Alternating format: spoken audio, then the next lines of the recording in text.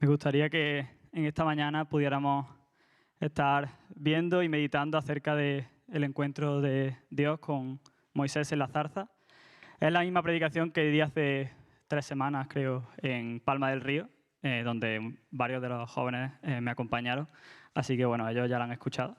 Pero tampoco viene mal escuchar de nuevo acerca de estas verdades. Y espero que mientras extraemos algunas de las verdades que tiene este pasaje, tu corazón pueda encontrar paz, que puedan soltarse cadenas, como estábamos hablando al principio de la reunión, y que Dios pueda ser visto como lo que es. Así que os invito a buscar en Éxodo 3 y leeremos los primeros 15 versículos. Lo vamos a tener también en pantalla.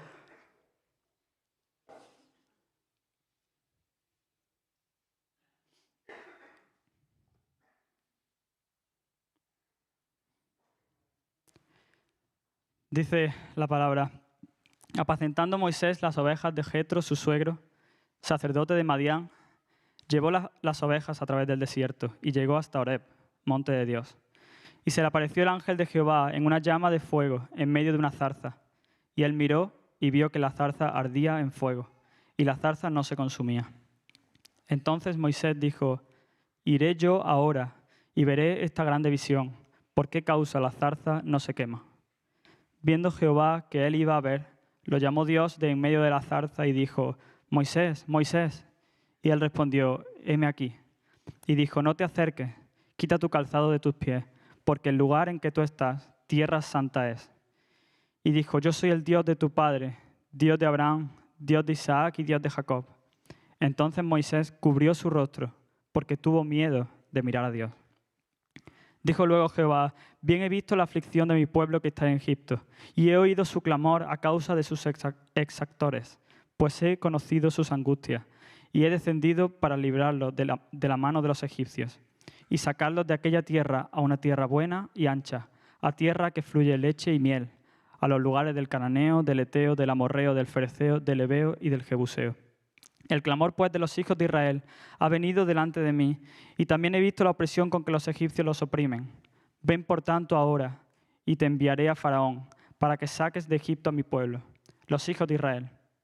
Entonces Moisés respondió a Dios: ¿quién soy yo para que vaya a Faraón y saque de Egipto a los hijos de Israel? Y él respondió: ve, porque yo estaré contigo.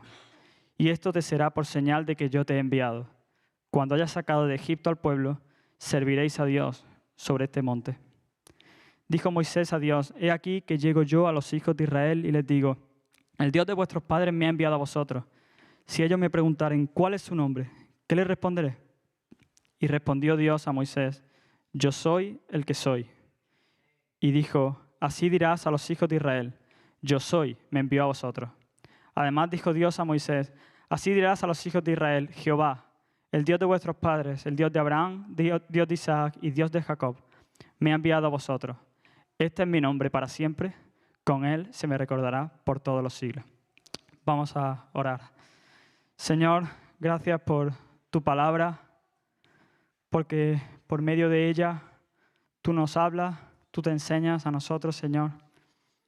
Señor, úsame para decir tu verdad y solo tu verdad, Señor, y abre también nuestros corazones para que esa verdad pueda penetrar hasta lo más profundo de ellos, liberando, soltando cadenas, haciéndonos libres, Señor, de miedo.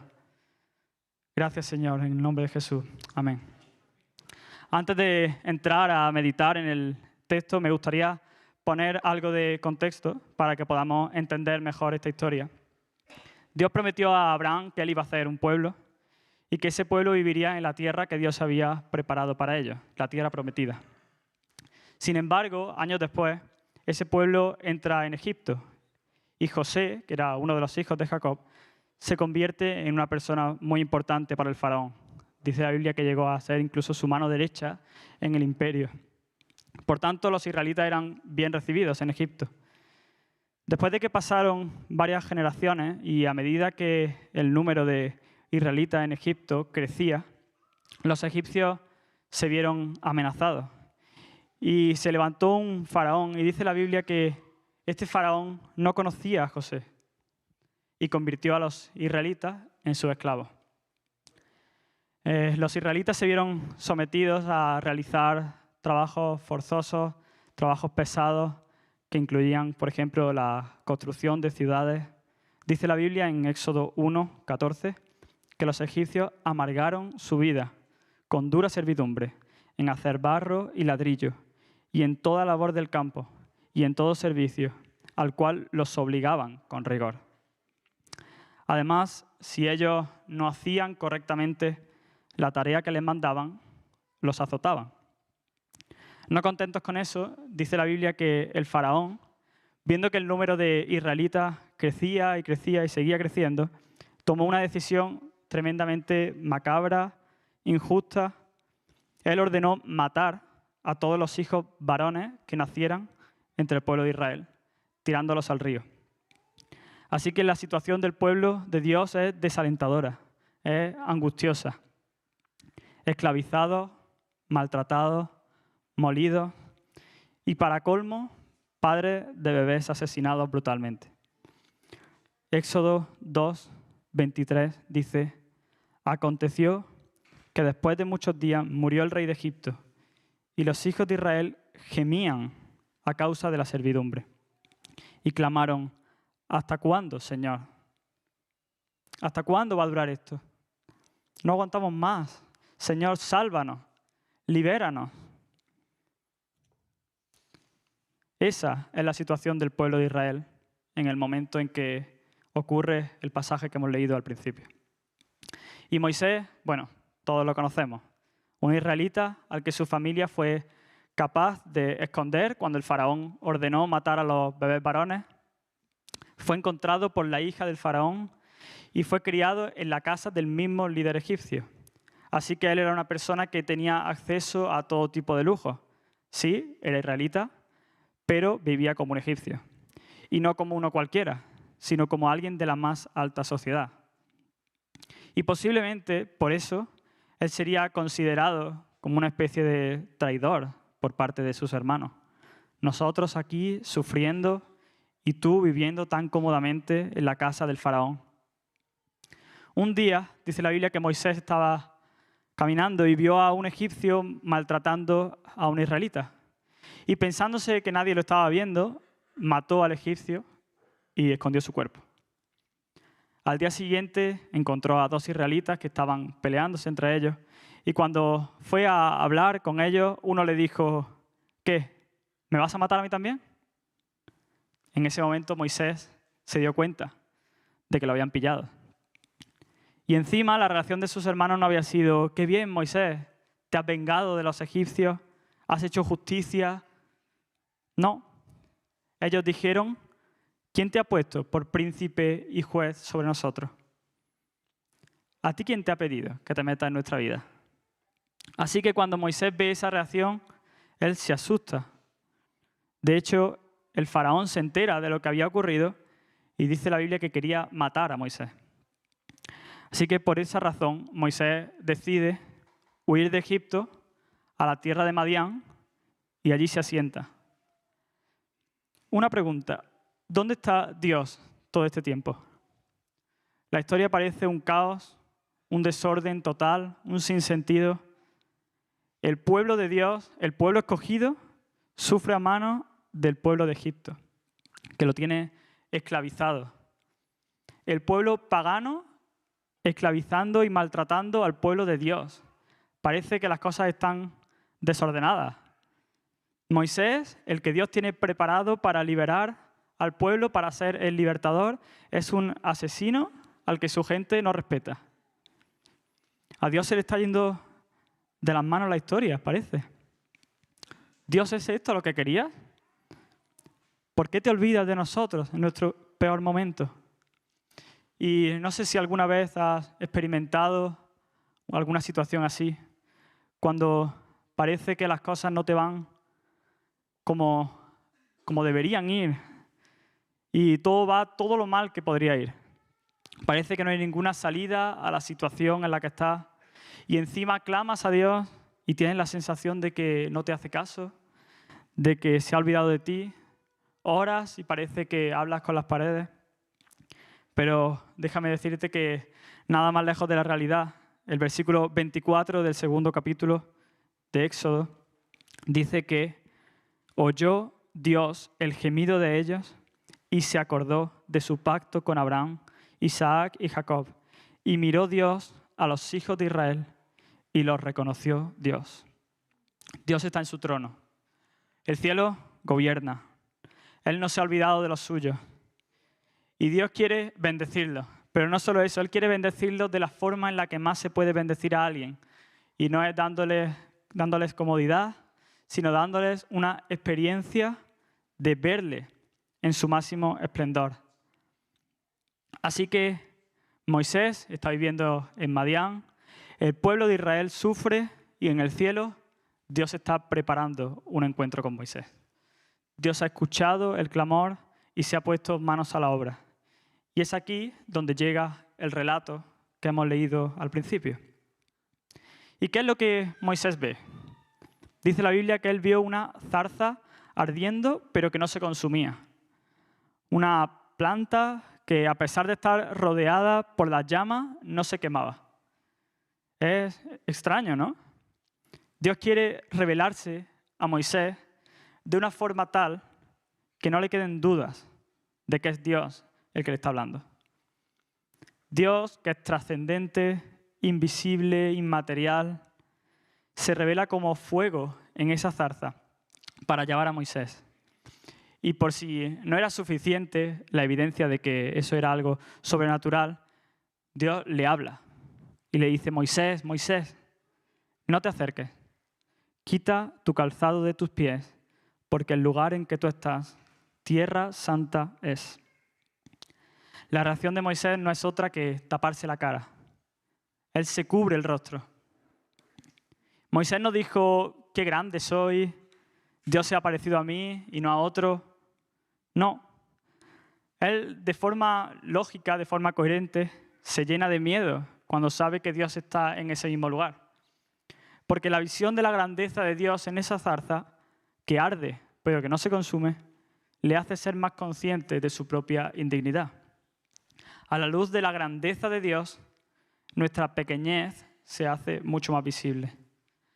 Moisés, al ser consciente de la gloria de Dios, del peso de Jehová, se dio cuenta de lo vil que era él y entonces tuvo miedo y se tapó la cara. Y es entonces cuando Dios da su mensaje a Moisés. Y esos versículos 7 y 8 son impresionantes, ¿no? Dice: he visto la aflicción de mi pueblo que está en Egipto y he oído su clamor a causa de sus exactores, pues he conocido sus angustias y he descendido para librarlos de mano de los egipcios y sacarlos de aquella tierra a una tierra buena y ancha, a tierra que fluye leche y miel. Dios había visto, dice el texto, Dios había escuchado y Dios había conocido. Él sabe de sus angustias, sabe de sus tristezas, de sus quebrantos, y Él no solo sabe, Él actúa. Dios no es un espectador pasivo de nuestra miseria. Su mano y su corazón están conectados, de modo que cuando su corazón se compadece de su pueblo, su mano actúa en su favor. Así como cuando una madre escucha los gritos de su hijo, su corazón y su mano se mueven en el mismo momento. Salmo 34, 17 dice: claman los justos y Jehová oye y los libra de todas sus angustias. El Salmo 18, 6 dice: en mi angustia invoqué a Jehová y clamé a mi Dios. Él oyó mi voz desde su templo y mi clamor llegó delante de él a sus oídos. Primera de Pedro 3, versículo 12 dice: porque los ojos del Señor están sobre los justos y sus oídos atentos a sus oraciones. Isaías 65, 24, y antes que clamen, responderé yo. Mientras aún hablan, yo habré oído. Podríamos estar mucho más rato leyendo pasajes de la Biblia acerca de esta realidad, ¿no? De que Dios escucha el clamor de los suyos y Dios se mueve también en favor de los suyos. Así que Dios quiere liberar a su pueblo. Él ha determinado terminar con la esclavitud de los israelitas en Egipto. Su tiempo de esclavitud va a terminar. Pero, ¿cómo lo va a hacer? Pues Él va a hacer algo asombroso. Y es que Dios se va a servir de una persona débil como Moisés. Dios va a usar a Moisés.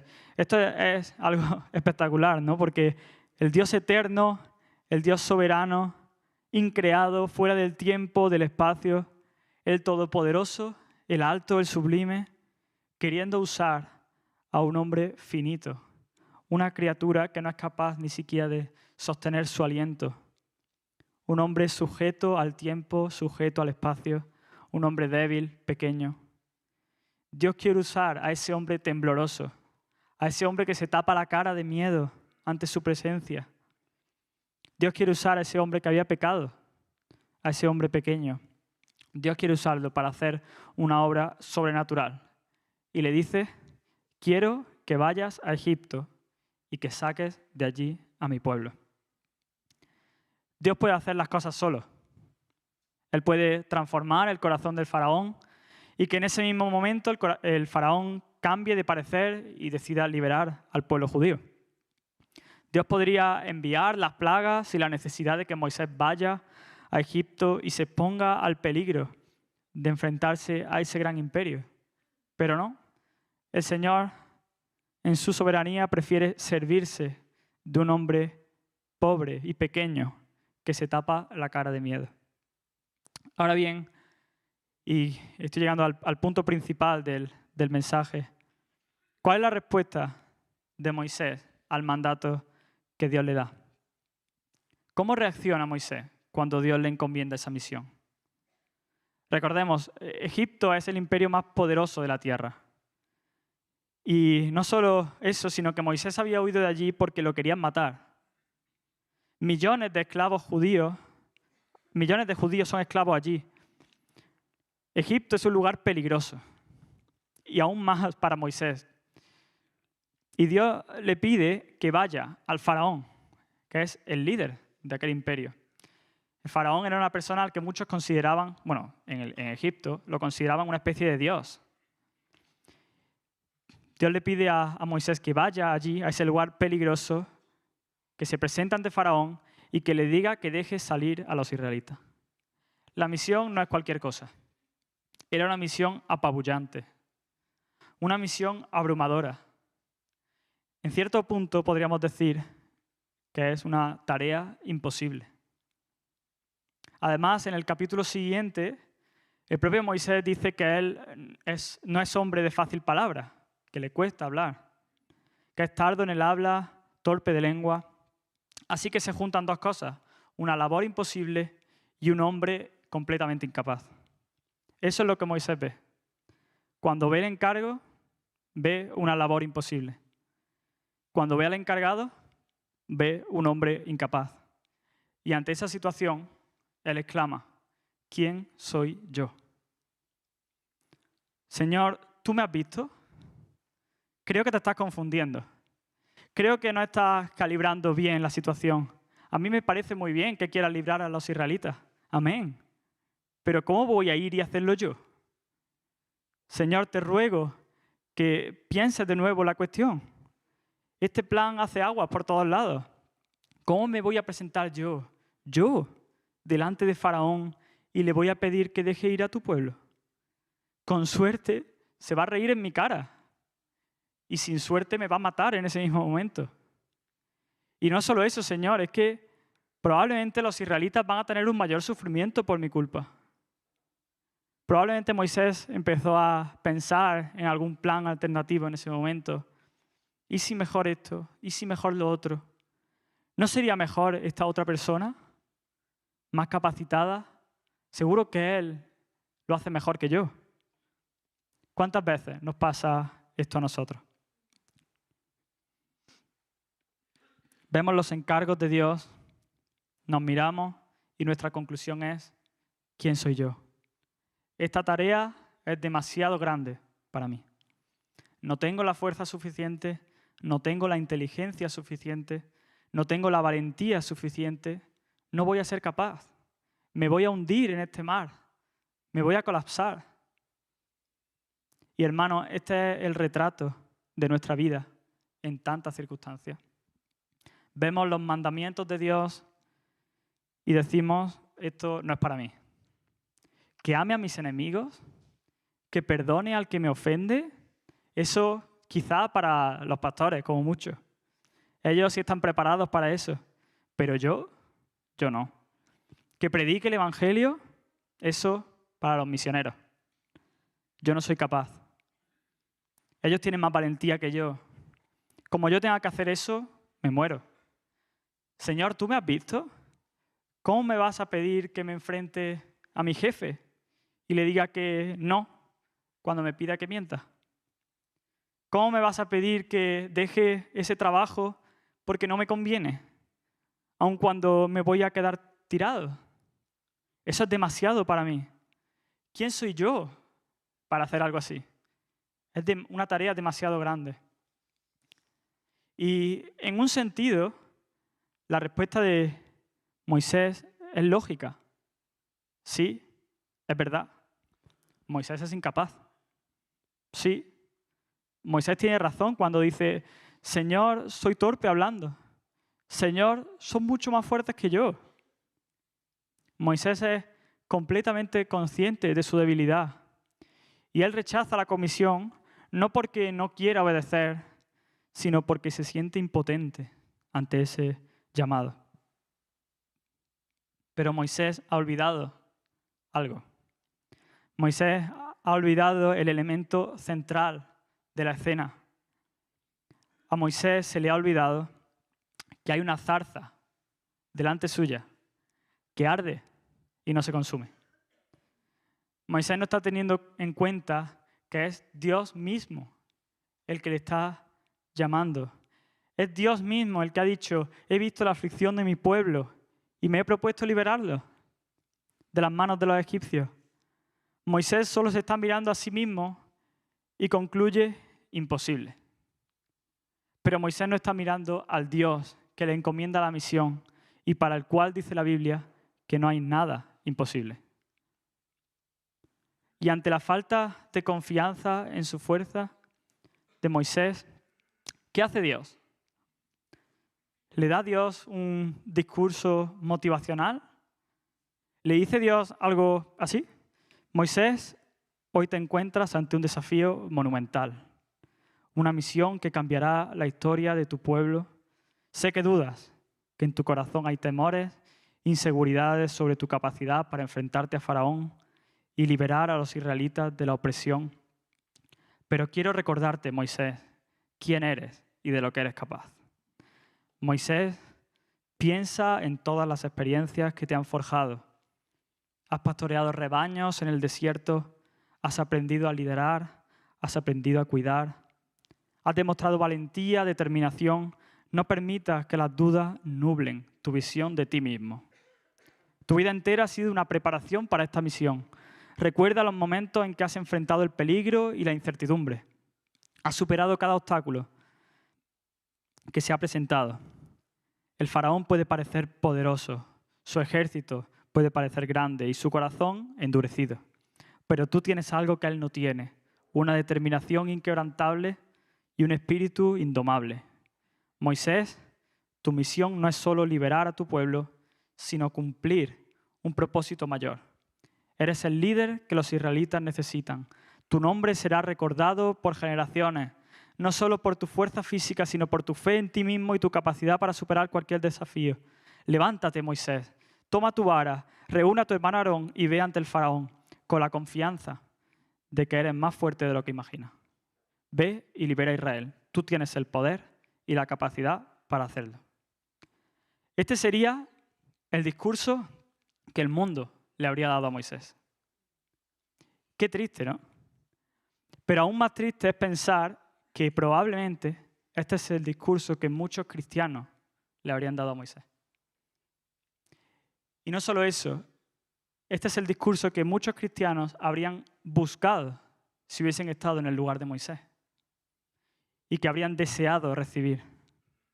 Un discurso que tratase de hacerte mirarte a ti mismo, Ese es el discurso que vas a encontrar si pides ayuda en el mundo, ya sea a tus amigos, ya sea a tus familiares, ya sea a los psicólogos. Ese es el discurso que te van a dar. Un discurso centrado en ti mismo. Y una pregunta, ¿qué habría pasado si Moisés hubiese recibido ese discurso? ¿Qué habría pasado si Dios le hubiese dado ese mensaje? Pues probablemente Moisés habría salido de allí motivadísimo, con el pecho inflado, con la barbilla en alto, diciendo yo puedo, yo soy capaz. Sin embargo, ¿qué habría ocurrido al llegar a Egipto? Pues que se habría estampado. Habría vuelto a la misma situación del principio. Se habría vuelto a dar cuenta de que no podía, de que no era capaz y de que esa misión era demasiado grande para él. Y habría vuelto al principio. Habría vuelto a decir, ¿quién soy yo? Porque esos discursos motivacionales que el mundo ofrece sirven para eso, para motivarte, pero no te hacen más fuerte, no te hacen más capaz. Al recibir ese discurso puedes envalentonarte, pero tus músculos no aumentan. Seguirás siendo igual de débil de lo que eras antes. Seguirás siendo igual de impotente, igual de incapaz de lo que eras antes. Sin embargo, Dios no hace eso. Dios no le da un discurso motivacional. La respuesta de Dios a la pregunta de Moisés me parece fantástica, porque Moisés pregunta, ¿quién soy yo? Y Dios le responde, ve, porque yo estaré contigo. Dios no le responde a su pregunta. Moisés dice, Señor, no, yo no puedo, ¿quién soy yo? Y Dios le dice, no, ve, porque yo estoy contigo. Pero Señor, ¿quién soy yo? No, yo. Moisés, te estás confundiendo de yo. Moisés está mirando a sí mismo, está mirando a su fuerza y está diciendo, imposible, no puedo. Pero Dios le dice, no te mires a ti, yo voy a estar contigo. Y después Moisés más adelante dice, pero no sé hablar. Y Dios le dice, yo estaré con tu boca. Yo, Moisés, yo. Olvídate de ti. ¿Qué más da, Moisés, si eres grande o eres pequeño? ¿Qué más da si tienes fuerza o si no la tienes? ¿Qué más da si sabes hablar o eres torpe? ¿Qué más da si tienes músculo o si eres impotente? ¿Qué más da? No tiene importancia en esta historia. La clave aquí no está en ti, Moisés. La victoria no va a depender de si consigues imponer tu fuerza sobre los egipcios. La parte crucial en esta historia soy yo. Hermanos, cuando Dios nos propone una misión para nuestra vida, vamos a caer en un error muy grave si miramos a nuestras capacidades. Vamos a perder el equilibrio por completo si miramos nuestros propios recursos para afrontar la batalla. Como empieces a mirarte a ti mismo, a tus capacidades, a tus talentos, a tu inteligencia, tus aptitudes, como empieces a mirar tus bracitos, te vas a desesperar, vas a colapsar y vas a querer morirte en ese momento. Te vas a llenar de miedo, te vas a llenar de angustia, te vas a llenar de inquietud. Porque, hermanos, Dios nos da mandatos que son demasiado grandes para llevarlos a cabo por nuestra propia fuerza. Y si tú tratas de medir tu capacidad, vas a quedarte siempre, siempre muy, muy corto. Nunca vas a dar la talla para cumplir la tarea que Dios te encomienda. Pero si en lugar de eso miras a Dios, entonces todo cambia. Porque Dios sí que es capaz. Hay uno más en la escena que Moisés no está teniendo en cuenta. Si en lugar de mirar tu músculo, miras el músculo de Dios y fijas tus ojos en Cristo, entonces se acaba el miedo, entonces se acaba la angustia. Hemos dicho que Moisés veía un encargo imposible, un encargado incapaz, pero cuando la mirada pasa de ese plano horizontal donde solo vemos el encargo imposible y el encargado incapaz y sube a un plano vertical, cuando nos damos cuenta de que en medio de la escena no solo está ese encargo imposible, ese encargado incapaz, sino que está el Dios Todopoderoso, el creador del cielo, el creador de la tierra, el soberano, ante el cual el faraón, Nabucodonosor, Satanás, mi jefe, o incluso la propia muerte tiemblan. Cuando nos damos cuenta de eso, entonces el miedo se transforma en fe y la angustia se transforma en alegría. ¿Recuerdas esa escena cuando Jesús le dice a sus discípulos, pasemos al otro lado? Jesús había estado predicando durante todo el día a las multitudes y después de un largo día, Él le pide a sus discípulos cruzar a la otra orilla. Y los discípulos, muchos de ellos eran pescadores y conocían ese mar a la perfección. Y mientras cruzaban ese mar, de repente se desata una tormenta, una gran tempestad. Y dice la Biblia que los discípulos, completamente asustados, despertaron a Jesús y le dijeron, Señor, Señor, ¿no tienes cuidado que perecemos? Señor, nos vamos a morir en este barco. Los discípulos estaban viendo básicamente tres cosas.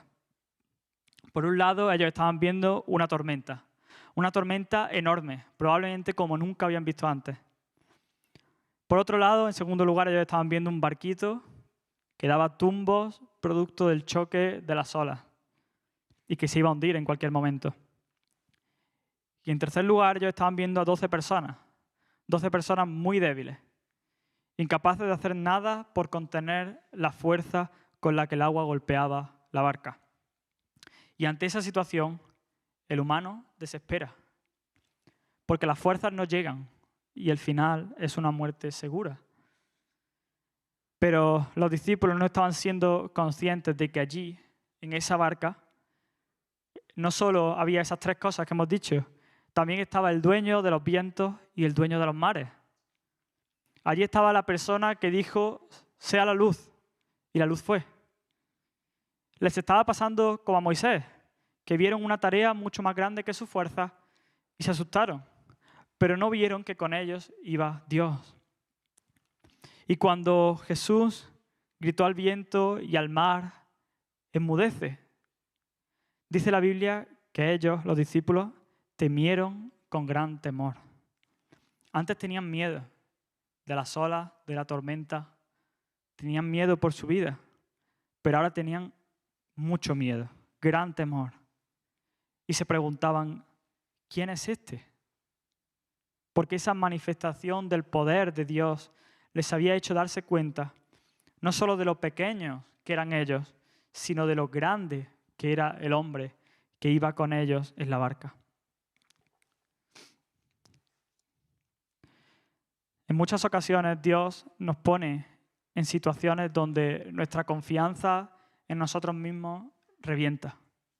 Situaciones donde es o Dios o me muero. Y Dios nos pone ahí no porque Él quiera fastidiarnos o porque quiera burlarse de nosotros, sino porque quiere que perdamos toda confianza en nosotros mismos y la pongamos en Él.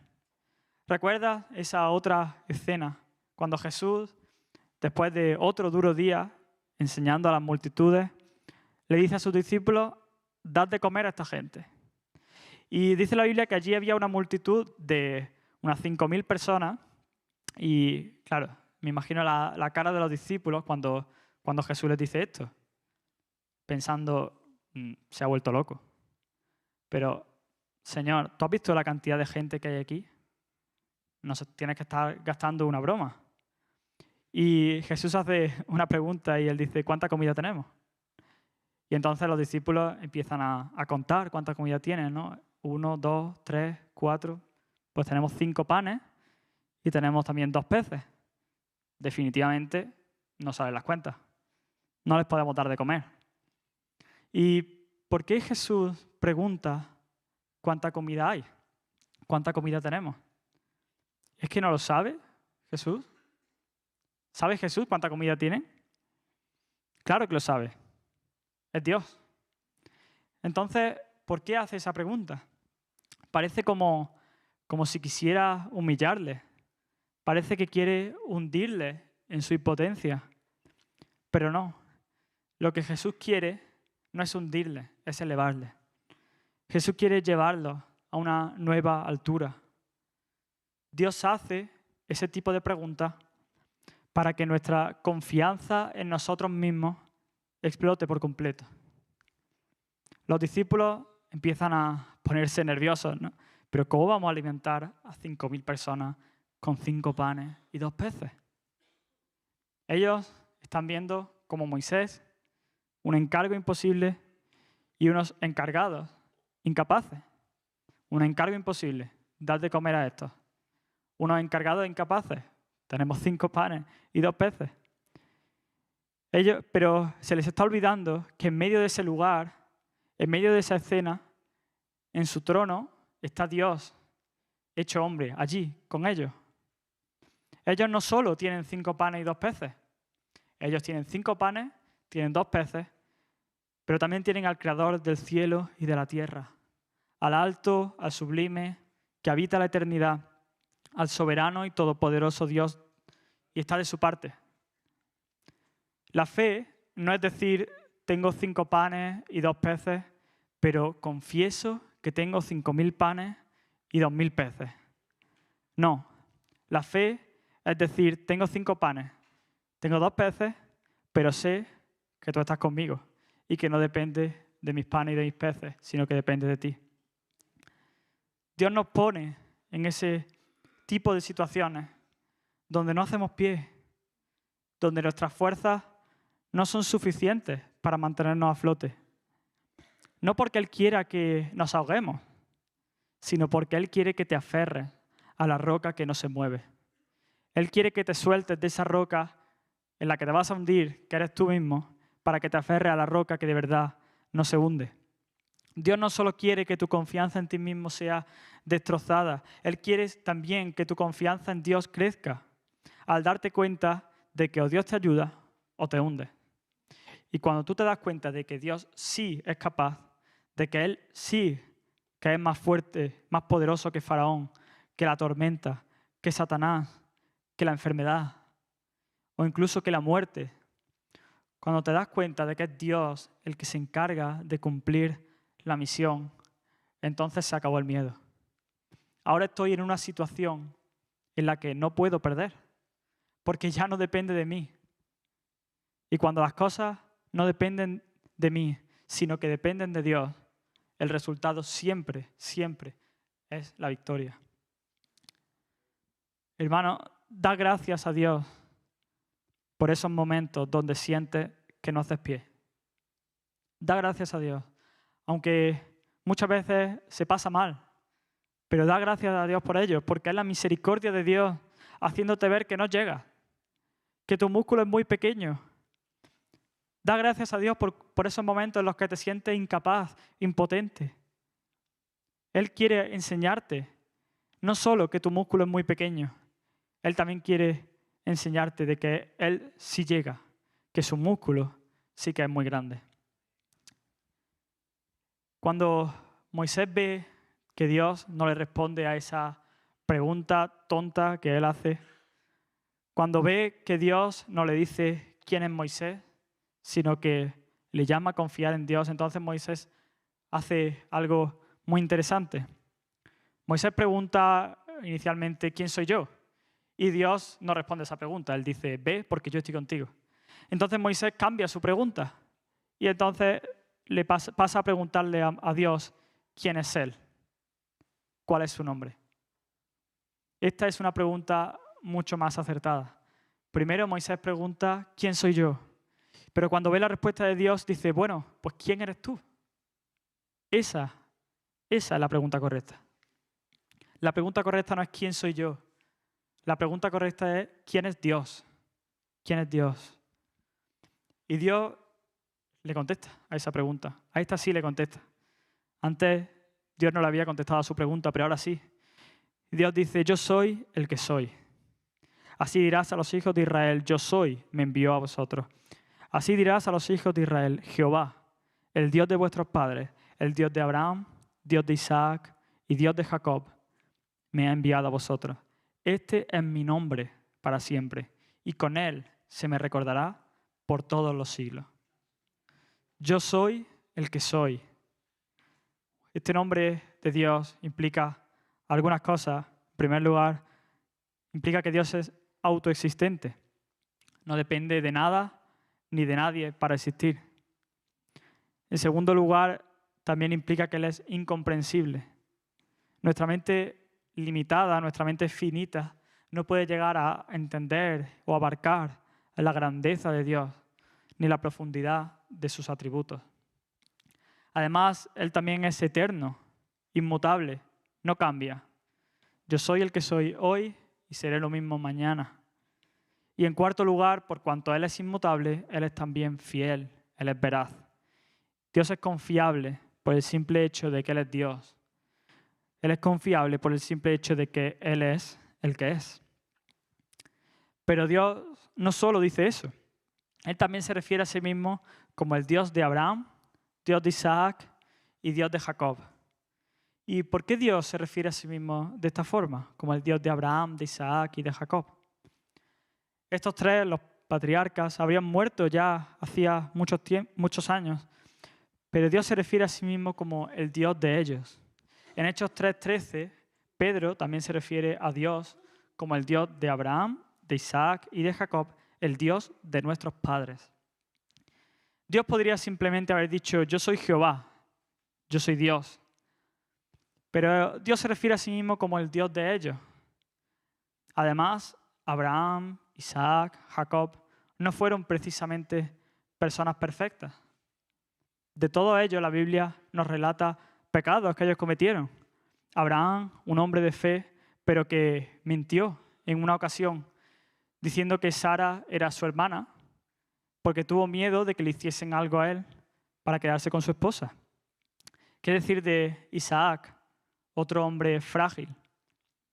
Cometió el mismo pecado que su padre Abraham, también siendo mentiroso cuando le preguntaron por su esposa, haciéndola pasar por su hermana.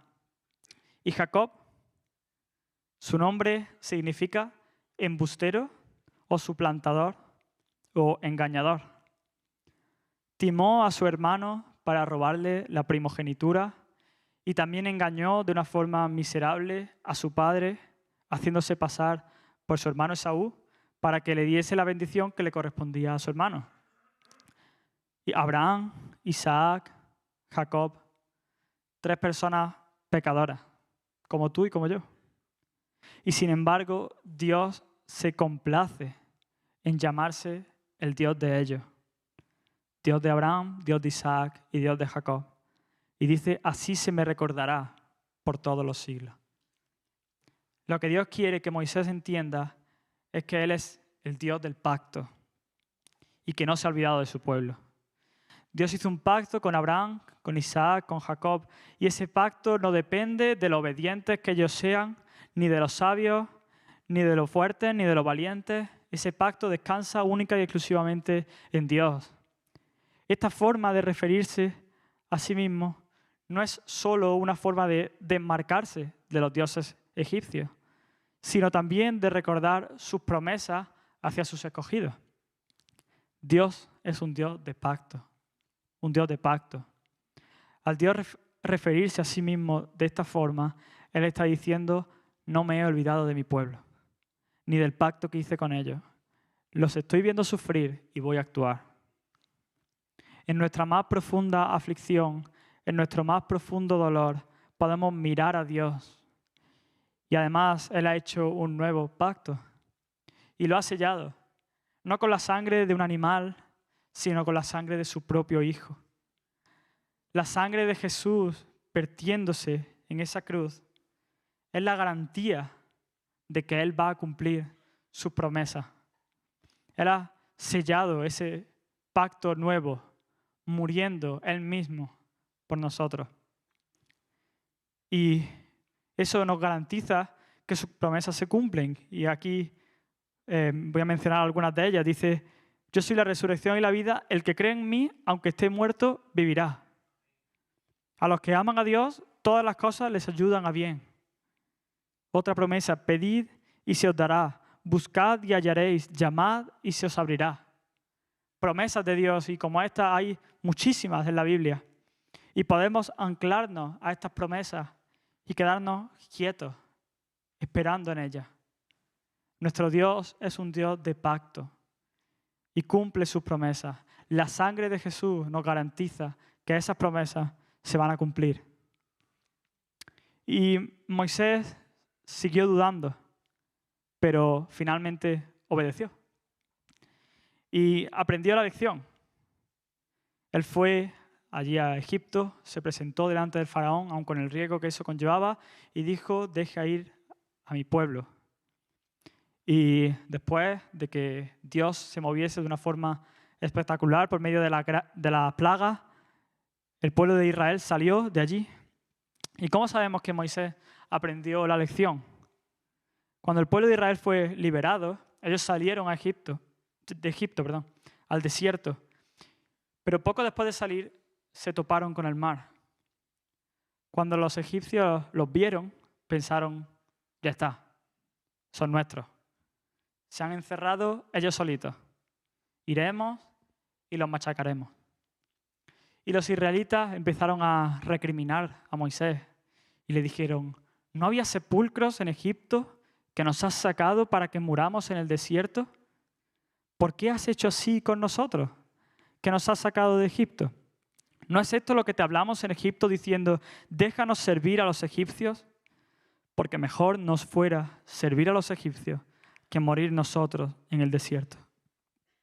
Moisés, ¿nos sacas de Egipto para venir a matarnos aquí? Pero mira la respuesta de Moisés ante eso. En Éxodo 14, 13 y 14. Dice, y Moisés dijo al pueblo, no temáis, estad firmes y ved la salvación que Jehová hará hoy con vosotros. Porque los egipcios que hoy habéis visto, nunca más para siempre los veréis. Y mira esto, y Jehová peleará por vosotros, y vosotros estaréis tranquilos. Moisés ha aprendido la lección. Moisés está viendo el mar, Moisés está viendo a los egipcios detrás de ellos, que van a matarlos. Moisés está viendo a su pueblo, al pueblo de Israel, en su debilidad, pero ahora él ve más allá. Y comandando todo ese escenario, él ve al Rey de los Reyes.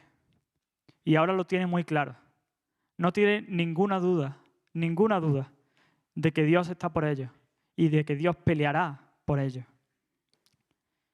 Estoy terminando, pero te pregunto, ¿vives consciente de que el Dios creador del universo está por ti?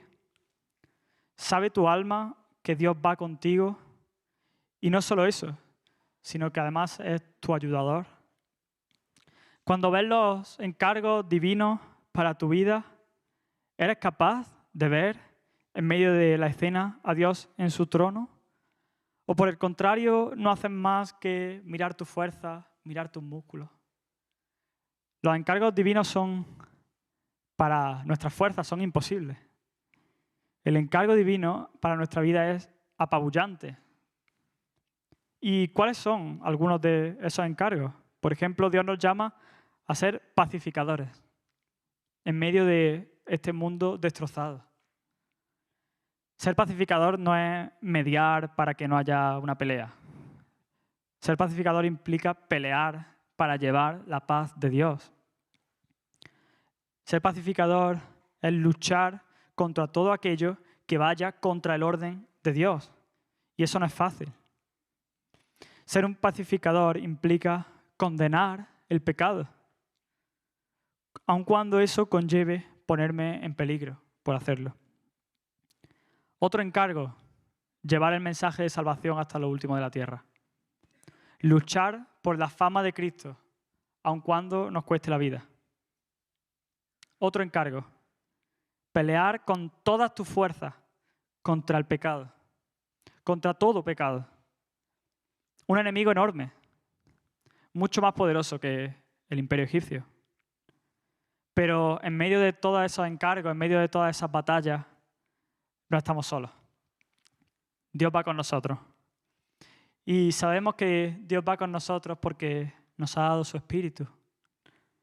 Si alguna vez dudas de si Dios está por ti, mira a la cruz. Mira a Jesús dando su vida para salvar la tuya. No se puede estar más a favor de una persona que estando dispuesto a morir por ella, aun siendo enemigo suyo. Y luego, ve a la Biblia y pídele a Dios que Él te responda a esa segunda pregunta. ¿Quién eres tú? La Biblia es un océano sin fondo de verdades acerca de Dios. Allí podemos encontrar, allí Dios se ha revelado y podemos encontrar quién es Dios allí. Bébete la Biblia y descansa en el Señor. Vamos a orar. Señor, gracias, Señor, por tu palabra, porque tú nos hablas a nuestro corazón a través de ella, Señor. Señor, cuando nos miramos a nosotros mismos y miramos las cosas que tú demandas, Señor, nos vemos muy incapaces, nos vemos muy impotentes. Señor, pero no dejes que dejemos nuestra mirada única y exclusivamente en nosotros, Señor. Eleva, Señor, nuestra mirada a ti, que podamos verte en tu trono, que podamos verte por nosotros. Señor, gracias porque tú has prometido que estás con nosotros hasta el fin del mundo y que sea, por donde pasemos, tú estás allí. Tú nos has tomado de la mano. Tú has venido a morar en nuestro corazón por medio de tu Espíritu. Señor, que estas verdades puedan calar hasta lo más profundo.